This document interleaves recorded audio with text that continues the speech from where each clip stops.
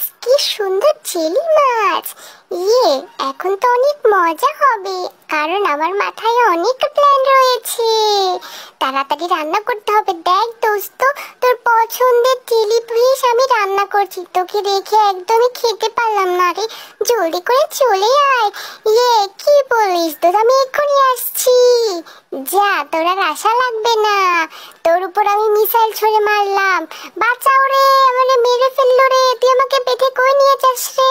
আমার ফোনটা একটু দে, শেষবারের মতো বউয়ের সাথে কথা বলি। বউ জানো এমন এমন হয়েছে কি?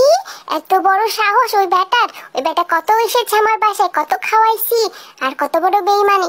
সরি ভাবি, আপনার হাতের রান্নাগুলো খুব মজা ছিল, কিন্তু আমার তো আপনাকে খাওয়ার স্বপ্ন ছিল ভাবি।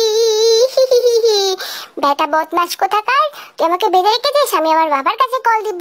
হ্যালো বাবা, দেখো না এমন এমন করেছে ওই বিল্লি বদমাশটা। কি, আমার মেয়েকে ধরে রেখেছে? আজকে তুই শেষ বিল্লি, আগে তোরেই শেষ করে দিলাম শ্বশুর মশাই। ঠাই ঠাই ঠাই ঠাই। তুই আমাকে খাঁচার মধ্যে বন্দি করে কই নিয়ে যাচ্ছিস? কারণ আপনাদের সবাইকে এখন আমি রান্না করে খাবো। কি মজা, কত সুন্দর গন্ধ বেরোচ্ছে, মনে হচ্ছে কত কাল আমি খাইনি। খেতে কিন্তু দারুণ।